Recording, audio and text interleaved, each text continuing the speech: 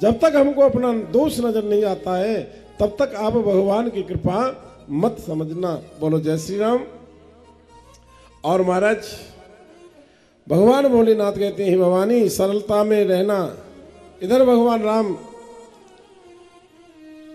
सबरी को नौवीं भक्ति के बारे में बताया। हे माँ, सरलता से रहना, किसी के साथ में छल नहीं करना, कपट नहीं करना, मुझ में पूरा विश्वास जो रखता है, न ज्यादा कभी हर्ष करता है न विषाद करता है, यह नौवीं भक्ति है। नवमौ एकौ जिनके होई, नारी पुरुष सचराचर कोई।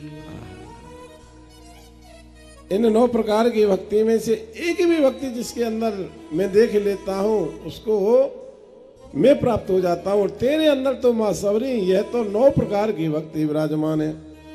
अब यहां तक उपदेश देने के बाद में भगवान राम कहते हैं, सबरी जो गति योगियों को दुर्लभ है वह आज तुझको सुलभ है। मम दर्शन फल परम अनुपा, मम दर्शन फल परम अनुपा।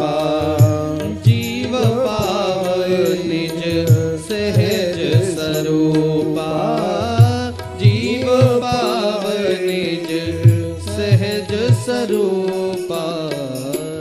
भगवान राम कहते हैं, मेरे दर्शन का फल, मम दर्शन फल परम अनुपा, जीव अपने सहज स्वरूप को प्राप्त हो जाता है।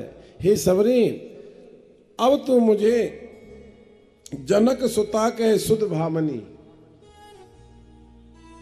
अब मुझे तू सीता की खोज बता, जहां न हो कहो कर बर गामनी। मुझे सीता जी के बारे में बता, मेरा मार्गदर्शन कर। अब आप एक विचार करना, जो परमात्मा सारे संसार के मार्गदर्शक हैं वो अपनी भक्ता से मार्गदर्शन मांग रहे हैं। भाई सबरी कौन है? भगवान राम की भक्ता है, भक्तनी है, और अपनी भक्तनी से कह रहे मुझे आगे का रास्ता बता दे। तब सबरी बोली, पंपा सरहे जाहु रघुराई, पंपा सरहे जाहु रघुराई। तहाँ होई है सो ग्रीव मिताई, तहाँ होई है सो ग्रीव मिताई। महाराज अब आप आगे को जाओ, वहां तुमको सुग्रीव से मित्रता होगी। पंपा सरय जाओ रघुराई, वहां सीता की खबर मिलेगी। भगवान जाने को तैयार हुए। सबरी बोली, प्रभु ऐसे नहीं जाने दूंगी। बोले और? बोले पहले मैं जाऊंगी, बाद में आप जाना। प्रभु अब तक तो मैं आपके आने की आशा में जी रही थी, आपके वियोग में नहीं जी सकती मैं। सबरी नहीं, बस प्रभु राम का दर्शन करते करते योगाग्नि प्रकट की, देह को त्याग दिया और हरि चरणों में हमेशा हमेशा के लिए लीन हो गई। अवध बिहारी भगवान की जय। अब राम जी पंपा सरोवर पहुंचे हैं। वहां बड़ा सुंदर वन था। राम जी नर लीला कर रहे हैं। उसी समय नारद जी आए, रास्ते में मिल गए। तो राम जी को उदास देखा है और कहा, ले लियो मजा, मेरो बयान है उन दिए तुमने। जैसे मैं उस दिन नारी के विरह में तड़फ रहा था, ऐसे महाराज तुम नारी के विरह में तड़फ रहे हो।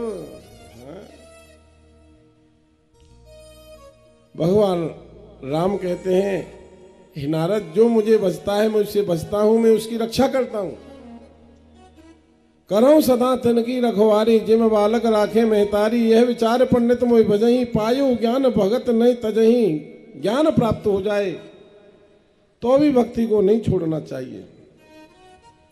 और देखो नारद, तुम ऐसी बातें करते हो कि मेरा विवाह नहीं होने दिया।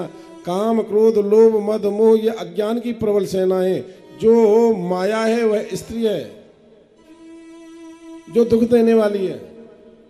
तुम विश्व मोहिनी के साथ में विवाह करना चाह रहे थे। विश्व मोहिनी कौन है?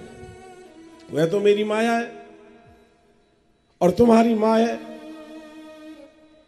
तुम अपनी माँ से विवाह करने के लिए कह रहे थे, यह कैसे हो जाएगा? अब भगवान समाधान कर रहे हैं। एक आपको उदाहरण दें हम।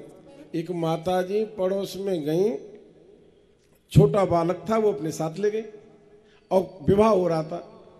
अब विवाह होते हुए देख लिया, बालक ने कहा माँ ये क्या हो रहा है? तो माँ ने कहा बेटा ये विवाह हो रहा है। अब वो छोटा बालक था, जिद करने लगा मैं तो विवाह कराऊंगा, मैं ब्याह करवाऊंगा। अब माँ ने कहा बेटा मैं ब्याह तो कर दूंगी पर कौन के साथ विवाह करेगा? वो बालक बोला माँ मैं तो तेरे संग में विवाह करूंगा। अब उस समय वो माँ नाराज होती है या हंसती है? बोलो, हंसती है। और फिर क्या सोचती है? आहा ये मेरो बेटा बालक है भाई, अयाना है, सयाना नहीं है। ये विवाह के बारे में जानता नहीं है। ये विवाह के बारे में जानता तो शायद ये मेरे साथ विवाह करने की बात नहीं करता। इसका मतलब मेरा बेटा ये अज्ञानी है, मेरे साथ विवाह करने की कह रहा है, तो ये अभी बालक है ना? ये तो सोचेगी। सो भगवान कह रहे हैं उस समय हे नारद जी तुम विवाह के योग्य नहीं थे। बोले क्यों ना है विवाह के योग्य? हम खूब है, खूब बड़े हम। बोले तुम किसके साथ विवाह करना चाह रहे थे? विश्व मोहिनी के साथ में। विश्व मोहिनी नाम है माया का, मैं हूं मायापति और माया है तुम्हारी माँ। अपनी माँ के साथ में विवाह करने की कह रहे थे आप। तो ये मैंने सोचा अभी तो ये नारद बालक है, नहीं तो अपनी माँ के साथ में विवाह करने की बात थोड़ी करता। महाराज भगवान श्री राम ने यहाँ उनको समझाया नारद जी को, कहा हे नारद मोह रूपी वन के लिए नारी वसंत ऋतु का काम करती है, मोह विपिन को नारी वसंता। बस राम जी ने नारद जी को समझा दिया। इसके बाद में नारद जी ने कहा महाराज मुझे संतों के लक्षण और बताओ। फिर नारद जी को यहाँ राम जी ने लक्षण संतों के वर्णन किए और फिर अंत में जाकर के कह दिया कि संतों के लक्षणों को तो सरस्वती शेष जी भी वर्णन नहीं कर सकते हैं। और महाराज यही कहते हैं अरण्य कांड को विराम दे दिया जाता है और फिर किष्किंधा कांड में प्रवेश किया। पहले 3 श्लोकों में राम वंदना की, दूसरे श्लोक में काशी की वंदना की, तीसरे श्लोक में भगवान शिव की वंदना की। आगे चले बहुर रघुराया।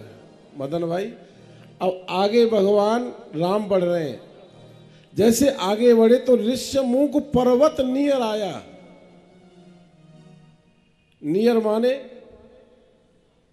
बोलो, नियर माने पास। अब यहां लिखा है ऋष्यमुख पर्वत नियर आया। इसका मतलब तुलसी बाबा ने अंग्रेजी का सहारा लिया है। तुलसी बाबा अंग्रेजी जानते हैं क्योंकि अंग्रेजी इसी महाराज संस्कृत में से तो निकली है। जितनी भाषाएं निकली हैं सारी भाषाओं की जननी संस्कृत है। बिना संस्कृत के कोई भाषा की उत्पत्ति हो नहीं सकती। अब देखो कमाल की बात है, आगे चले बहुर रघुराया, ऋष्यमुख पर्वत नियर आया। 3 जगह नियर शब्द आया। हरस चले मुनि वृंद सहाया, वेग विदेह नगर नियर आया। सही 13 वस चले बिहाने, संग वीर पुरुष सब नियर आने।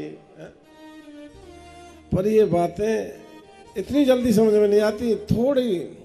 थोड़ा थोड़ा जो हम स्वाध्याय करते हैं और जब हमारा मन इनमें ग्रंथों में जब रमने लगता है ना, तो ये भाव अपने आप निकलने शुरू हो जाते हैं। नियर शब्द, डियर शब्द, बियर शब्द कई जगह आया है मानस में।